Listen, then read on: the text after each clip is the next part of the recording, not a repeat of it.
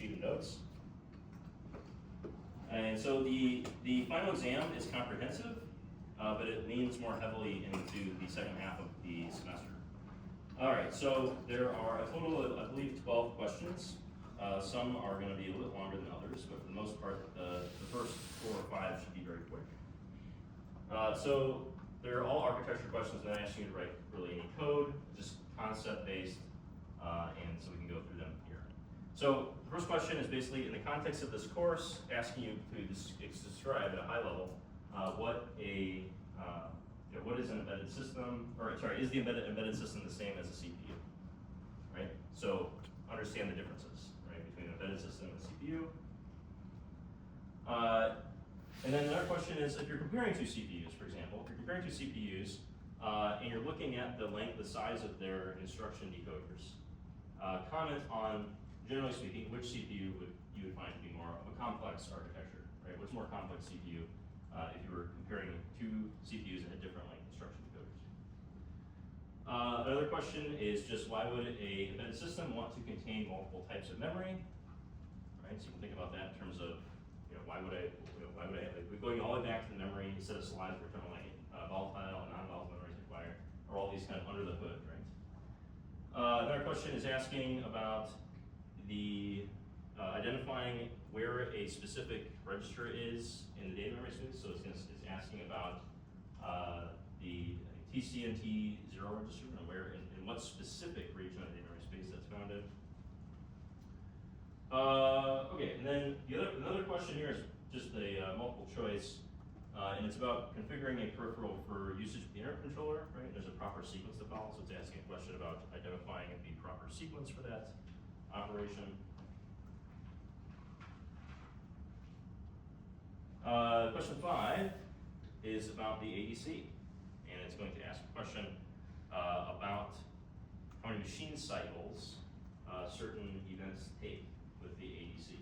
Right? So you remember back to us looking at the ADC relatively recently, there were some limitations, and we had a table that talked about how long in clock cycles certain things take, certain operations the ADC can take, whether they're happening the first time or subsequent.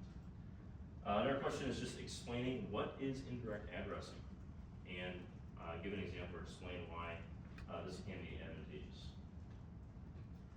All right, question 7 is for you to go. There's 4 lines of C syntax. There's some C code written there for I/O manipulation, and it asks you to identify the result of a register after a specific manipulation has occurred. The next question, question 8, has to do with interrupt priority, and it tells you that there are 2 peripherals that have thrown flags. Assuming their interrupts are enabled. So there's 2 peripherals that have been enabled and have thrown flags, and it's going to ask for you to figure out how does that priority get resolved? How do we resolve the conflict, right? Which interrupt is going to be responded to first? Question 9 is about using the capture peripheral, or using the capture component to timer 1, and asking about where that information will be retrieved from upon completion, right? Upon detecting that edge event. And then another question that's a subset to that is asking about the status of certain flags, right?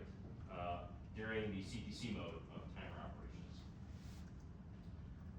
Question 10, it says specifically, following C code produces a disassembly that appears to optimize out a variable, and what can be done to prevent this behavior by the compiler, right? So it's showing a snippet of C code, and it's telling you, here's the problem, and it's asking for you to identify what syntax change or what type of change can be done to prevent this from occurring.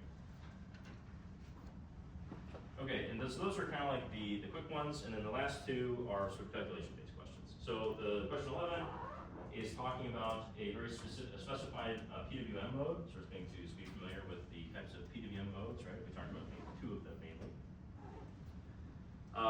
And it's going to ask you a question about determining the PWM frequency that's being used and the OCR0A value, right? The register value for when we transition from I give you the clock rate, the prescalar value, and I specify a required duty cycle. Question 12 is about the UART. This one's pretty straightforward, I think, and it just says basically find what value should be loaded to the UBR R0 register pair to produce a 9600 baud rate, and I tell you we're assuming we're operating in normal mode, and I give you the machine clock for that. All right, that's it for the questions that you have to answer. All right, so now the bonus question, and I'm not kidding, this one, I mean, it's long. So that's why I'm reading it. The good news is I think maybe the full exam time. So I think that traditionally the 12 questions of the exam they usually take students between 30 to 45 minutes. Generally no more than an hour to get through those at the extreme case, and so you have plenty of time to try to get 2 points back, right? So basically this question represents over 10% of the total points available in the final. So if you do it, if you screw up one of the major point or major credit questions, this is like a full-blown recovery of that. All right, so the theme is Mobile Suit Gundam. I've never done Mobile Suit Gundam. I've also never seen Mobile Suit Gundam really that much. I used to work at a hobby store, so I sold model kits for a very long time, about 5 years of my life doing that. So recently I got a subscription to Crunchyroll, and I sat down over the last weekend and I binge watched a good chunk of the 1979 cartoon. Write this question. All right. So the idea of the question is, so it's like a briefing. It's like a state briefing. It says Earth to the Earth Federation Space Force. Brief on the Principality of Xeon's imminent invasion of Earth. It has become increasingly likely that the Principality of Xeon, now known as on and on known as PZ in this document, formerly Site 3, will attempt a military invasion of Earth in the coming months. Due to a byproduct of their nuclear fusion reactors, detection and subsequent locating abilities are severely limited. Producing broadband electromagnetic interference, inclusive of light, beyond distances of 20 kilometers. Previously deployed kinetic and energy-based defense assets of our orbital defense network have been unable to effectively locate, target the PZ fleet, which is undoubtedly masked somewhere in a geostationary orbit. Task Force Guilty Galileo, of which you are all now part, is tasked with determining possible landing sites by detecting forward scout landings. Xeon has been improving the use of mobile suits in an array of military roles, from logistics to combat operations. There is skepticism on whether this trend will continue once the mobile suits have to operate in Earth gravity. What we know for certain is that these suits land, and when they land, will produce vibrations that can be detected by seismic monitors. And you are responsible for developing a sensor array that can measure time from detection to subsequent sensor hits. Due to the sensor configuration, recorded data should be able to estimate the direction of the incoming seismic wave. See illustration below.